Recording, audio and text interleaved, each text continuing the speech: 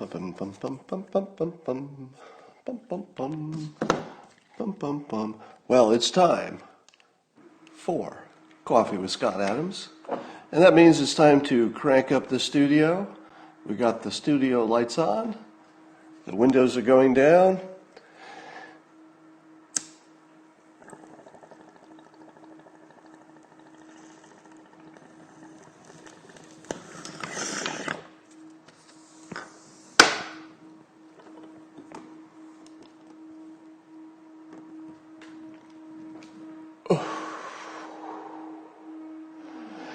So cold in here today, I can see my breath.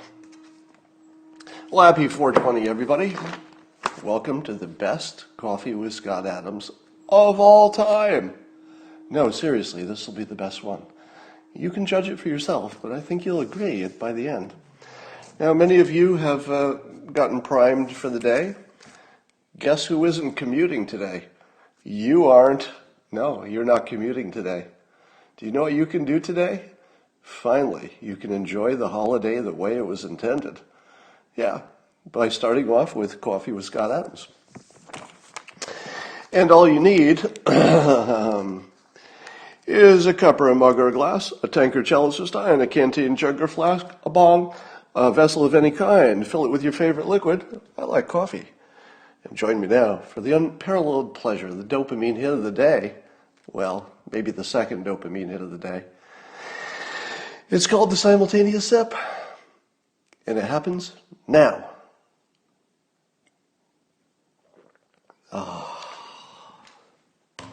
Sublime. Well, should we talk about all the things?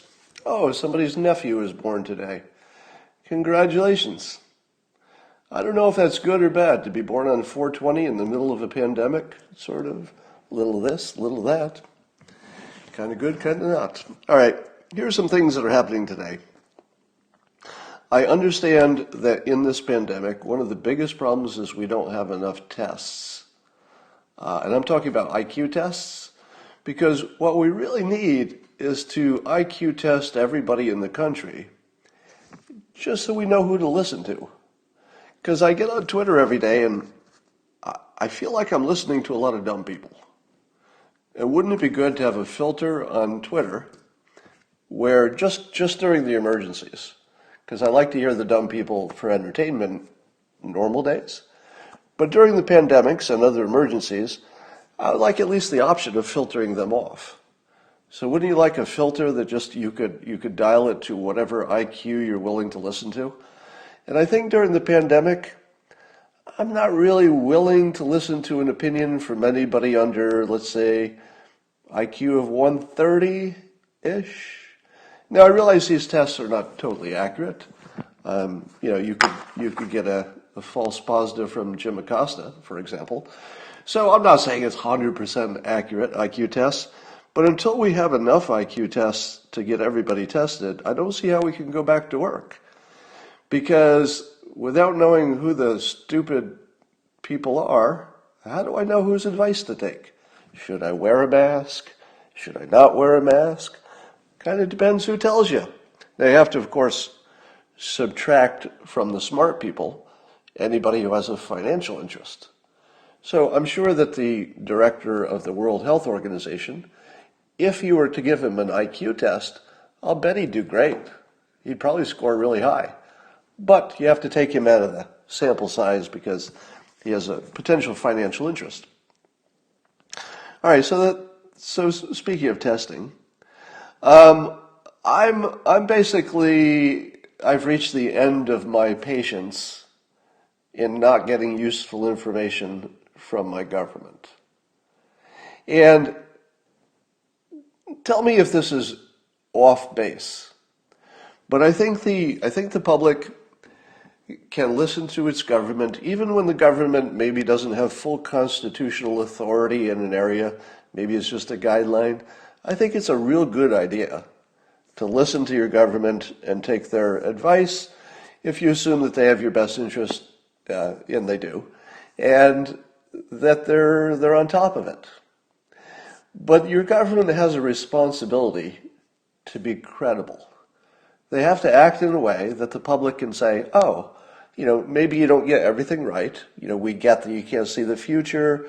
We get that you're working with estimates, but you're generally doing what looks like a credible job. Nobody else is really doing much better, except maybe by luck, or they have different demographics. So it looks like, okay, it looks like you're doing your job. You care about the citizens. All right, that's good enough. What you ask us to do, even if it's hard, I'm willing to do it, because you've established yourself as a credible leadership entity. Is that what we have today? I'm willing to put up with a little bit of fog of war early on in a problem. But as of today, do you think that Mike Pence should not be able to tell you how many tests we have, who has them, how many are in the pipeline, and how many do we really need before we have whatever we decide is enough to get back to work? Do you think we'll have any information like that today? I'm going to predict, and I know I'm going out on a limb here, I'm going to predict that we will not hear the most important piece of data in the world, right? The most important piece of data in the world, period. Most important data in the world is probably not that hard to get, at least in estimate form. The government surely knows who makes the test kits by now. They surely are in contact with them. They can surely ask, how many have you produced? How many do you have in the pipeline? How many can you produce this month? Surely that can be obtained. If your government does not present that information to you today, even in estimate form, it could be wrong. It could be wrong because we don't ask perfection. If you're asking for perfection in this fog of war emergency, nobody's ever been here before, well, that's just unrealistic. That would be a child's view.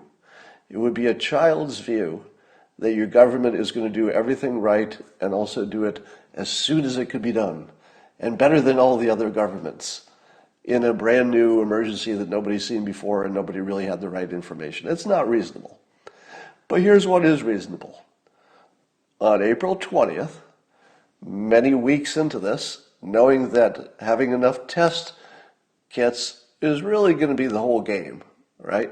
Because you can't really do anything else without that base information. And we don't even have the base information of whether the kits are available or in what quantities. So let me give my government a failing grade, F. That's not to say they haven't done a bunch of things correctly. I'm strongly in the camp of agreeing with Trump that closing down travel from at least Wuhan early was a very strong sign that this is a big deal. Right? There's no way you can interpret an unprecedented closing of air traffic from a major superpower. You can't interpret that as he didn't think it was important. All right? There's no way you can go back in time and say he closed travel from China without thinking that there was a big emergency. You can't reasonably think that. Now, you can certainly look at his language and say, we wish he had said it was more of a problem early on, but you also have to understand that it is President Trump.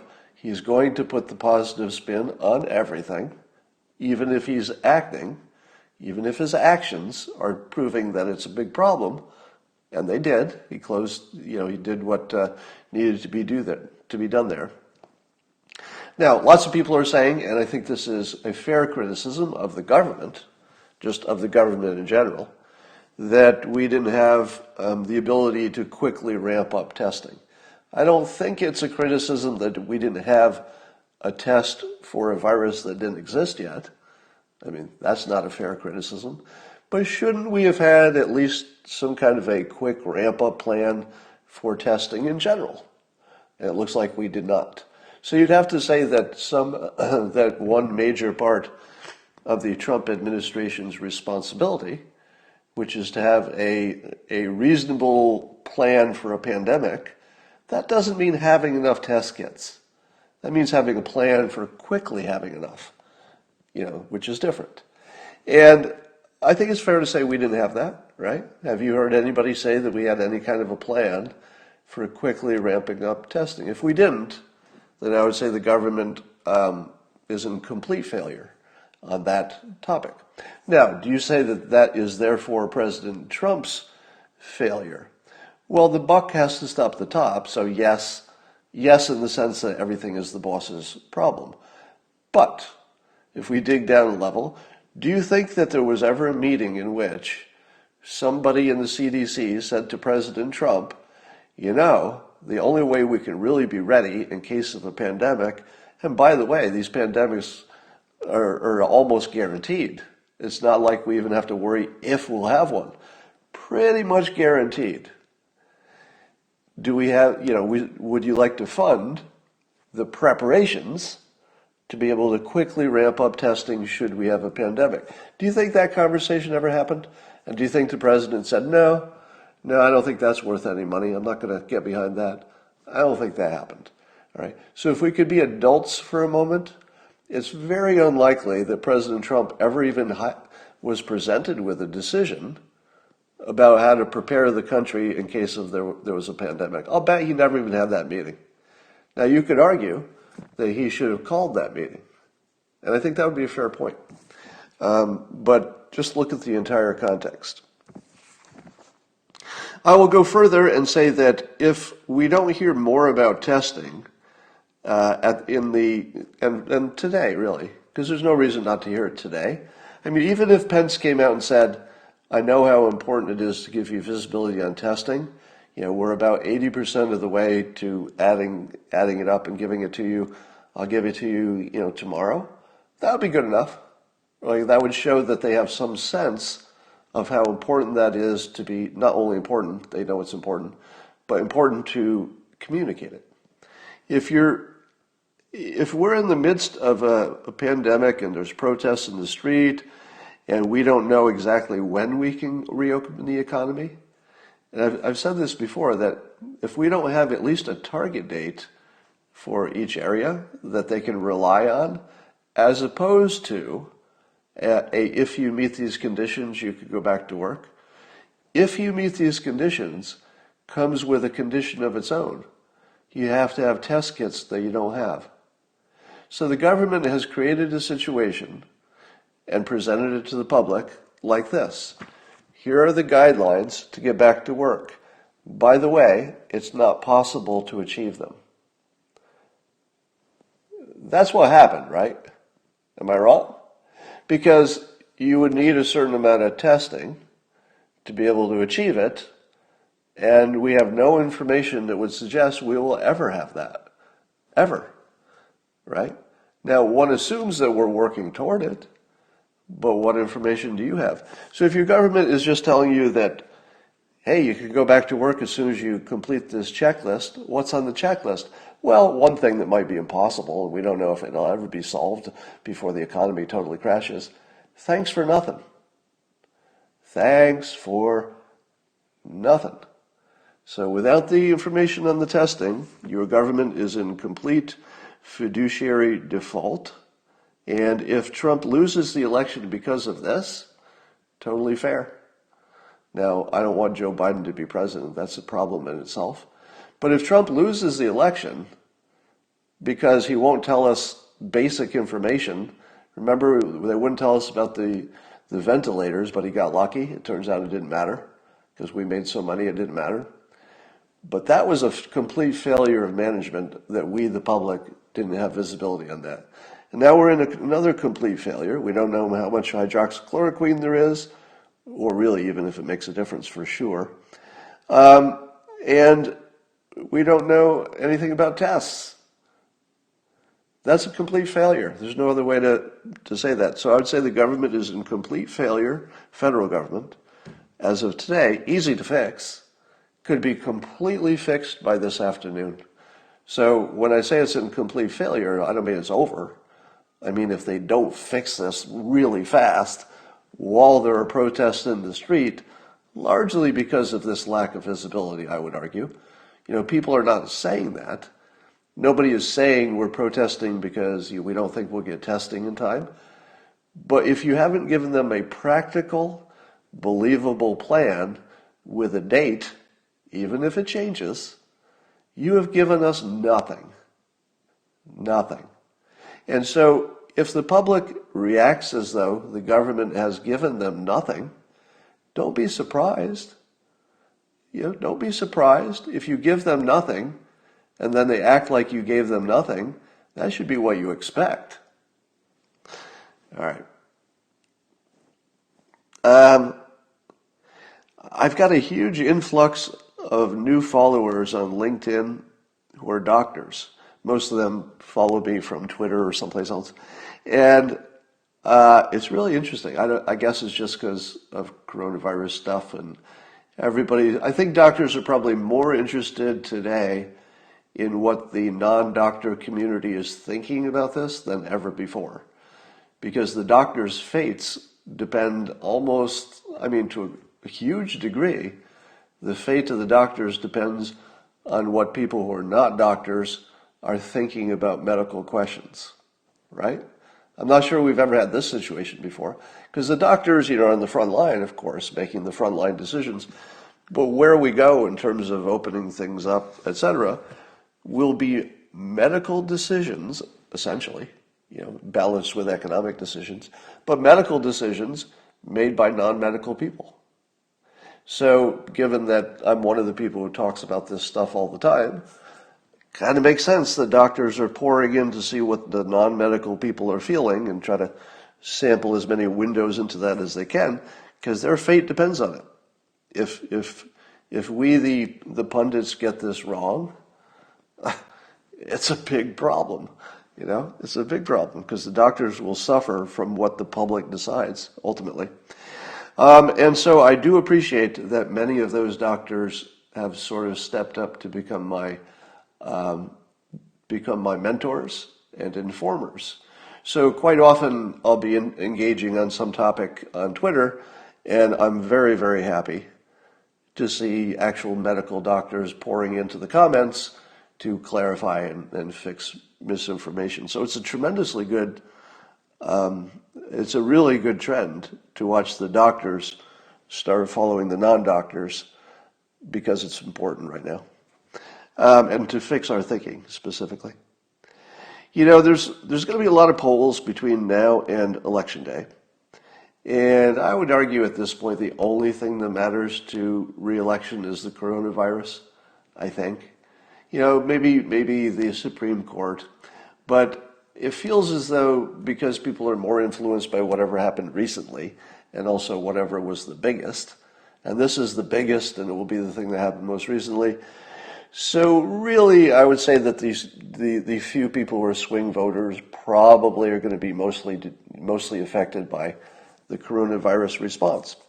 But I would say that when you're in the middle of the battle, the polling is useful and entertaining. It tells you something about what the middle of the battle looks like, but it doesn't predict. Because the only thing that will predict is winning or losing. And by November, we're going to have a much better consensus. Of course, the country never agrees on everything, but it'll probably be at least a 2/3 consensus, one way or the other, that what our government did either worked or didn't work. So that's all that will depend. That's what's going to depend the election. The election will depend on that. So we don't know how that will go because we don't know if we win or lose, and we probably won't know for several months. But I like to use this phrase because it really explains so many situations. You've heard it before. Winning fixes everything. I've said that in my books. I think somebody famous said it first. But winning kind of fixes everything. If you win, people will almost instantly stop complaining about how you got there. If you lose, they will complain forever about all the things you did wrong. But the day you win, if you win, then all the criticisms of the dumb things you used to be doing, they just go away. Do you remember when Trump won the election? What happened to all those criticisms about the way he was campaigning? All the criticisms of all the things that Trump was doing wrong, and we were all little experts, right? We were all experts on the thing Trump was doing wrong to campaign. Well, he's not spending enough money. Well, he doesn't have the right endorsements. Well, he seems to be insulting people. That can't be good. What's all this tweeting about? And so we, the brilliant pundits, had all these criticisms about what the president's doing wrong to campaign to be the president. And then he won. And then all those criticisms went away. Because as soon as you win, you realize they were either overblown or didn't matter, or maybe were wrong in the first place. All right. I got into an interesting conversation, which I don't understand a bit, because I'm not qualified, on false positives versus false negatives, and specifically looking at the tests in Santa Clara that showed there were a lot of people relative to what we expected. There were a lot of people with antibodies. Now, when I say a lot, it was, a few percent. Somewhere in that, 1 to 4%, depending on how you're looking at it, et cetera. So let's say 2%. And unfortunately, that's also right in the range where you could get false positives. But, and then Naval was, dealing with this question, and he's smarter about this stuff. And he was pointing out that the tests probably are calibrated so that they take into account what they know about the accuracy of the testing, so that that's all figured into it. And then other smart people came in and said, well, in order to do that, the only way you could be sure your test worked is to calibrate it against a test works, but that doesn't exist. So apparently there are no really reliable tests that could be calibrated against something that is reliable. Now, I'm not sure I believe that, because the manufacturer of the tests presumably is testing it against some other standard, and it seems like if you got any kind of a positive, you would just retest it. Say, okay, are we getting too many false positives? And they would just retest with other devices until they were sure that it was real or sure that it was a false test. So I think the manufacturer could use just a variety of other test kits to see if it is at least an agreement. And that would get you pretty close to knowing if he had a false positive. But if he had a false negative, if you tested 1,000 people and you got one positive, well, it's pretty obvious that you should run that one positive through some other tests just to see if it's real. But what about the 999 negatives? Would the manufacturer of the test that we're talking about, would they have rerun all 999 through all of the other tests which are available to see if they all get the same result-ish? And if some don't, then rerun again to make sure that they know what's going on? I don't know. I'm guessing not, but it would only be a guess. I mean, you could imagine that they would say, yeah, that's the only way we would do it. Of course. You have to test and retest against all the standards. Otherwise, you don't really know what you have. Maybe. My experience in the real world is that probably not. But maybe, because it's a medical world and, one has to assume that they have higher standards than most of the world. But my point of it is that really smart people who are operating at a level that I can't quite reach, in other words, people who understand this world and can deal with the statistical ambiguities of it more capably than I can, are not quite on the same page about whether these tests are reliable or not. Now, I can't really judge, because, again, I'm not qualified, but isn't it interesting that something you would think would be as easy to know the truth of it, even that you can't? So let me back you up to a bigger thought about all of this. Wouldn't you say that the most standard information you've gotten is that we should use facts to make decisions? And we should really know the facts, or anything we do with this coronavirus thing would be just nonsense. We got to know the facts. But isn't it also true that all of our facts are unreliable or total bullshit? Am I wrong about that? Haven't all of our facts so far proven to be either unreliable or you can't be sure? Might be true, might not be true. So I don't test I don't trust any results of the tests. I don't trust anything that comes from any government source. I don't trust anything that comes from a private source. I don't trust anything that comes from a pundit.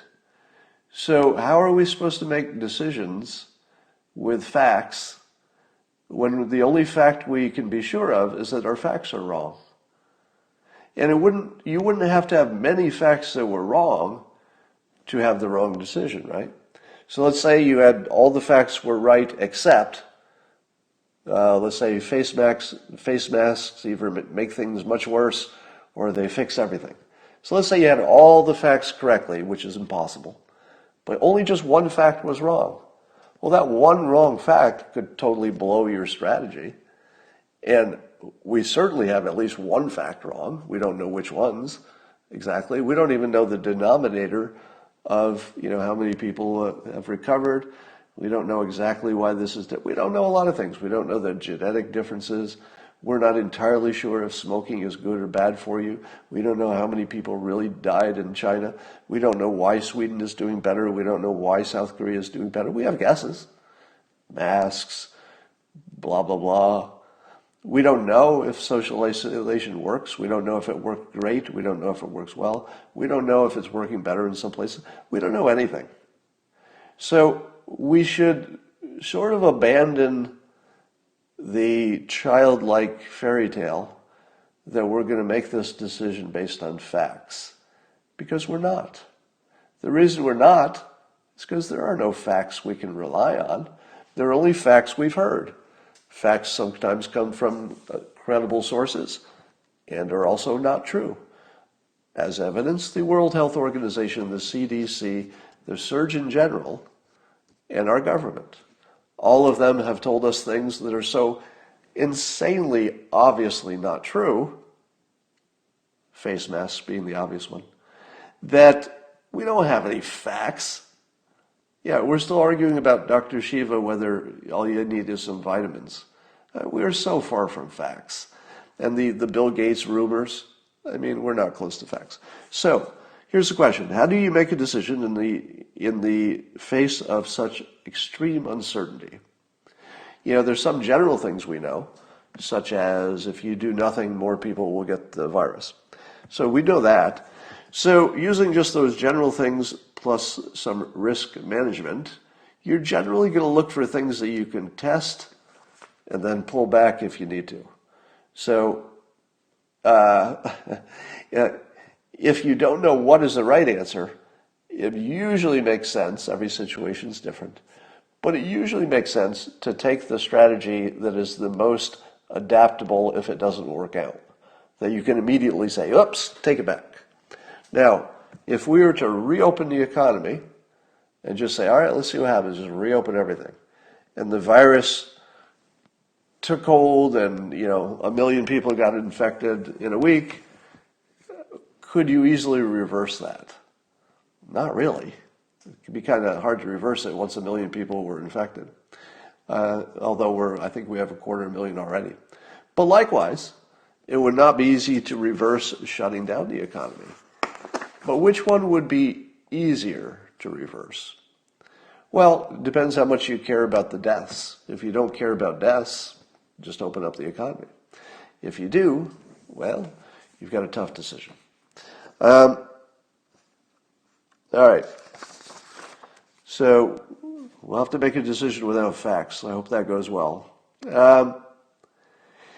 Here's one of the things that made me think that we need an IQ test, not a blood test or not a test for the coronavirus. So I tweeted this, which is a lot of people who believe that Trump talks complete, BS 99% of the time. So his critics believe that pretty much everything he says is a lie, it's hyperbole, or it's BS. And yet they can't understand why Trump would say that President Xi is an awesome guy and China's doing a great job at the same time that he's trying to get a trade deal done. Do you really not understand how that works?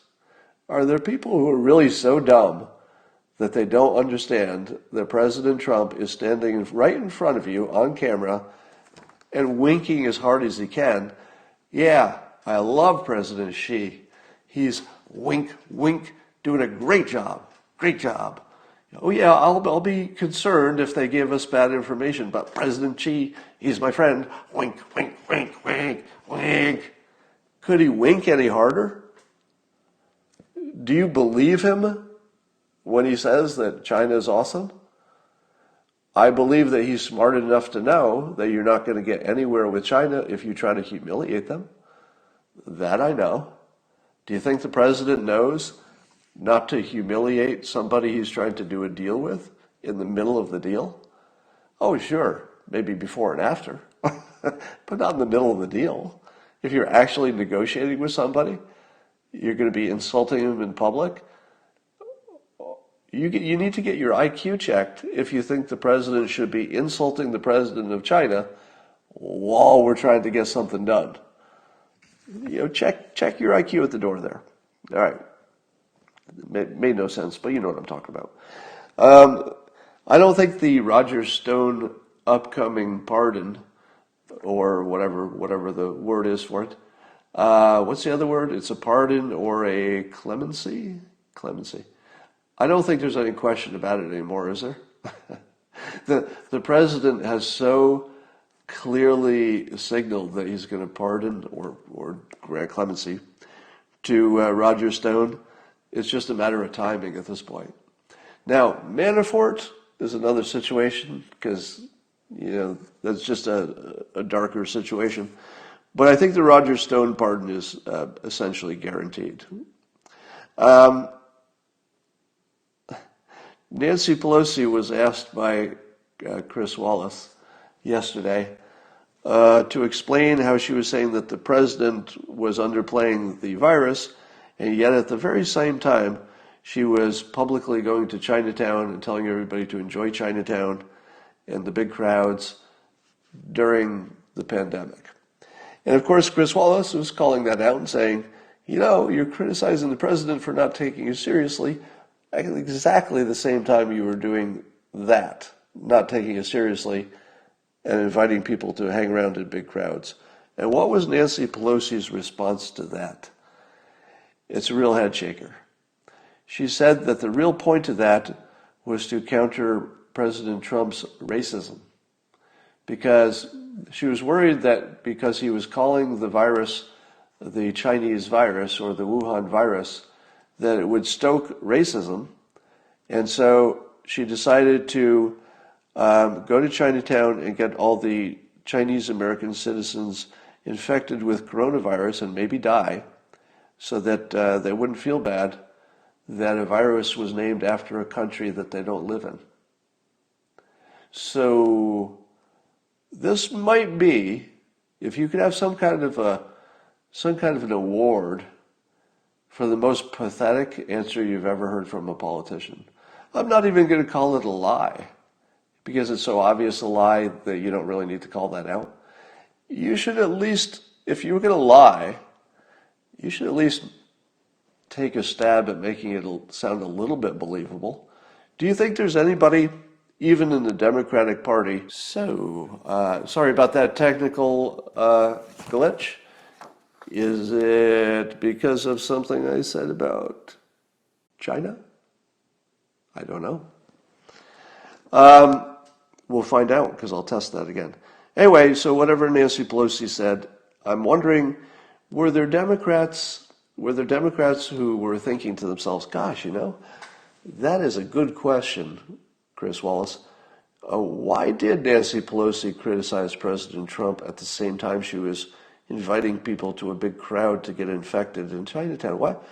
Why did she do that? And then they hear the answer, and Pelosi says, it's to counteract President Trump's racism. Is there anybody who is a Democrat who heard that and said, oh, yeah, that makes sense now?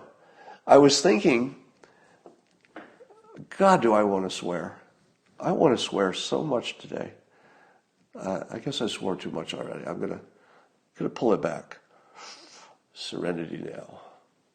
Is there any Democrat who heard Pelosi say that she was trying to counteract president's racism by going to Chinatown. Does anybody believe that? Is there any Democrat who's dumb enough to believe that? Really? Because at least, to the credit of Trump supporters, when Trump says something that we know is not true, we kind of know it, don't we? Don't you know it if he says, I had the biggest crowd size, since the gladiators in the Colosseum? Don't you listen to it and you go, oh, maybe not. It doesn't really matter. It's not really the point. It doesn't really matter if you exaggerated that. I feel like Trump supporters generally know when he's saying things that are complete BS, but I don't know if Democrats know it when Pelosi says it. I just can't tell. Has anybody seen Joe Biden since Friday? This is an actual question because I don't know. Has Joe Biden been televised since Friday? I'll wait for your comments because I want to see. I can't tell if that comment is for this or the last one. People are still talking, wanting me to swear. But answer that question. Has Joe Biden, put Biden in the answer so I know that's what you're answering. Has Joe Biden shown himself in 2.5 days? Because it feels like, I'll wait for your answer, so I'll get over my skis a little bit. If we haven't seen him, I'm going to make a general observation. If we did not see Joe Biden for 2 days, and I need a confirmation of that, so I'll make it a general statement. If there ever is a time that we don't see Joe Biden, at least on video, for 2 days, it means he's going to be out of the race. That's my prediction. If you ever see a 2-day gap with no Joe Biden live video, at this point, from here until the election, any 2-day gap means he's out of the race. That is my assumption. Now, the way he leaves the race, of course, is a great question. But I would think if he went dark for 2 days, and I don't know if he did, I need a confirmation of that. I saw a tweet on it, but he may have reappeared right after the tweet. Okay, people are saying no on Joe Biden. So if it's true that we haven't seen him for 2 days, it means the Democrats are talking him into leaving the race. Because I see no scenario that he would stay out of the public eye unless Democrats were talking him into getting out of the race and being replaced. I think that's happening right now if he's been gone for 2 days. Because otherwise there's no reason. Now you could say to yourself, no, Scott, the reason is he's not mentally capable, so they're keeping him off the airways, which I would say is really the same thing I just said. Because if they've kept him off video for 2 days because they don't think he's mentally competent at the moment, that also means they're having the conversation about replacing him. There's no way you separate those two things. All right? And then I saw one article, an opinion article on CNN saying that Elizabeth Warren was the obvious best choice for vice president. And of course, she made things interesting by saying that if Biden asked her to be vice president, she would say yes, which is sort of a weird thing to say. Usually you say, well, I'm not talking about that today. So what if it's Warren? Because if they replace Biden with Warren, you end up with Bernie, right? Because Warren is basically Bernie in different clothes. So Warren gets you the woman. So good for the woman vote. And it gets you Bernie. So the Bernie voters can say, we wanted Bernie, but okay, she's younger. She's pretty close. So you could probably get the Bernie bros, many of them. And I think the mainstream Democrats have proven by their nominating of Biden that they literally don't care who's running, right? So you'd have the Bernie bros who would be back in if it's Elizabeth Warren, maybe. At least you'd have an argument to get them back in. You'd have and then the mainstream people just wouldn't care because they were going to vote Democrat. It didn't matter who it was. I don't know if anybody would vote against Warren if they're a Democrat. I could see people voting against Bernie, but Warren has that I haven't been a communist all my life kind of vibe, so maybe she could soften her stance a little bit and still get in there. So Warren's actually an interesting choice. I'm going to stick with my prediction of Kamala Harris, in part because I think she has a better relationship with Biden, and Biden sort of has to be part of the decision. All right. So China, somebody official in China has stated that China is not the enemy of the United States. So that's good. Isn't it great to know that China is not the enemy of the United States? But I would point out that China, who is not the enemy of the United States, has already killed more Americans this year with coronavirus and fentanyl than all of America's enemies added up over the past 10 years. Am I right about that? Check my math. But I think that China, who says they're our friend, has probably killed maybe approaching 100,000 Americans in 2020. I think we'll hit 100,000 between fentanyl and coronavirus, probably over 100,000. And if you were to add up all of the Americans killed by every enemy country over 10 years, it wouldn't come close to 100,000, would it? Because you'd be adding up, the two wars, and they don't even come close. Yeah,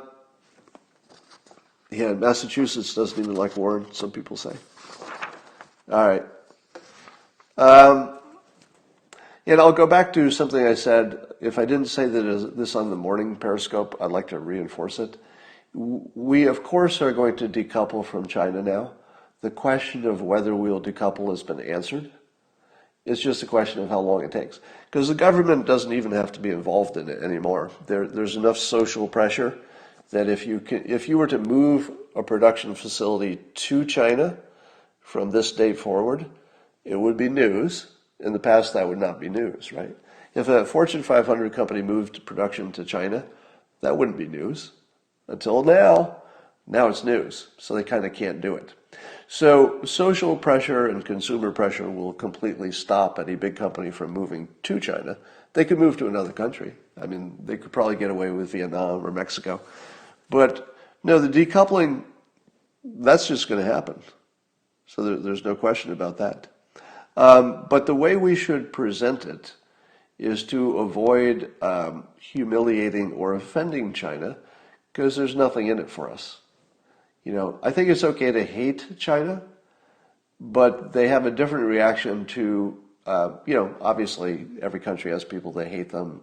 People are sort of used to being hated, but people don't like being disrespected, and they don't want to be humiliated, etc. So we should look for the way to decouple that sounds the most like it's not you, it's me. When you break up with somebody, it's not you, it's me. And we need a version of that for China when we decouple. And my version of that is we should say our systems are not compatible. It has nothing to do with you. It has nothing to do with you, President Xi. You're awesome. It's just that you've chosen a system that sadly doesn't fit with our system.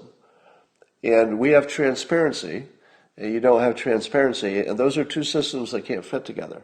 So if we became non-transparent, well, maybe we'd have that probably doesn't work. Two non-transparent systems are not going to be very successful.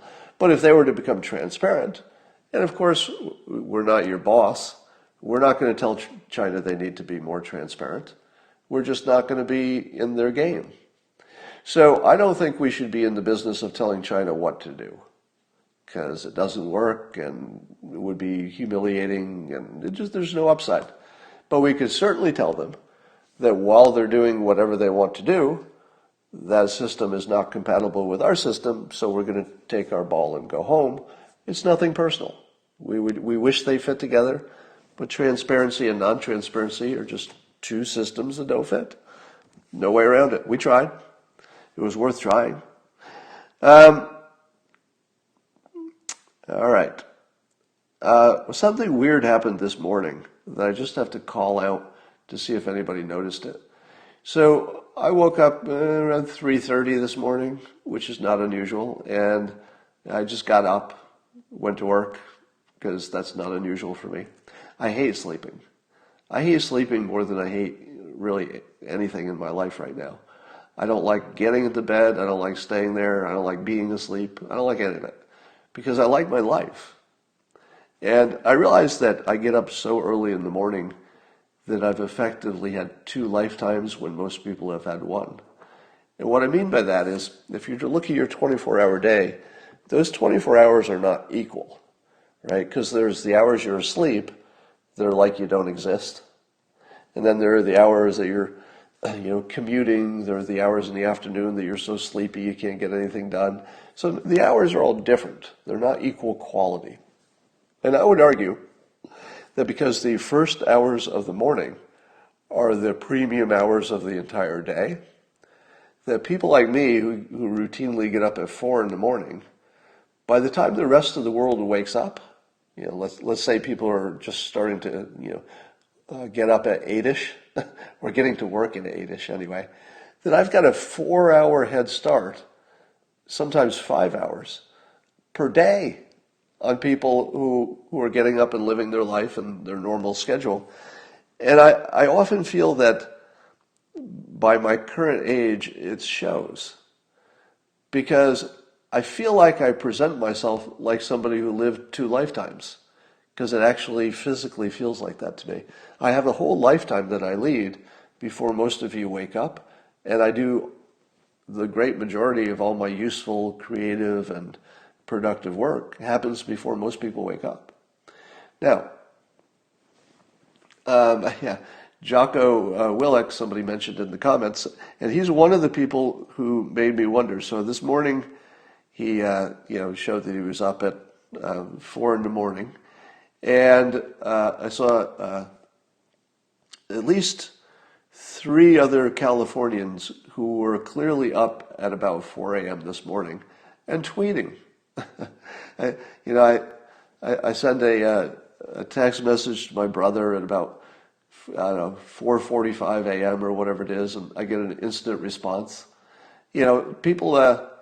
I think Californians just stopped sleeping, and I think Californians are just getting up really early. So I don't know. Maybe they were getting up at 4:20 for a reason. Those were my comments. What time do you go to bed? I go to bed whenever. I like to be in bed, at least during the coronavirus, I like to be in bed at 9:30ish, 10 o'clock. During normal times, it's not unusual for me to stay up later, stay up till 10. But it doesn't matter when I go to bed. I just don't like sleeping, so I just get up. If I wake up anytime after 3 a.m., I just stay up.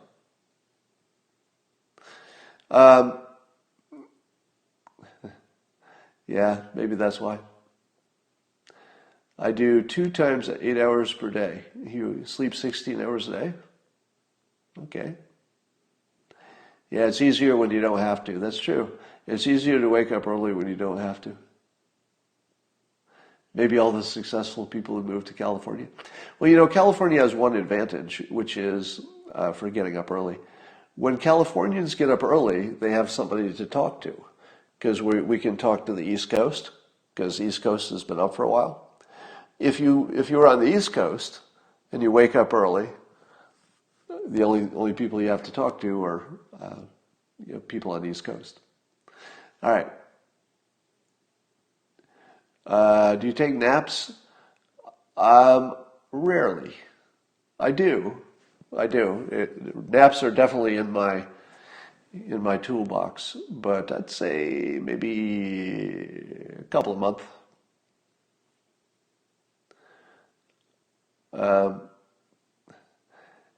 I've changed to get up now for you. Well, thank you. Thank you for getting up for my periscopes. Yeah, I think people are different. I'm not sure that everybody can learn to be a morning person. I wish you could, because the morning is definitely the best part of the day. Yes, the Brits. There's always the Brits that the East Coast could talk to if they get up early. Good point. All right, that's all I got for today. I'm just babbling. I will talk to you tonight. And remember, you're going to have a great day today.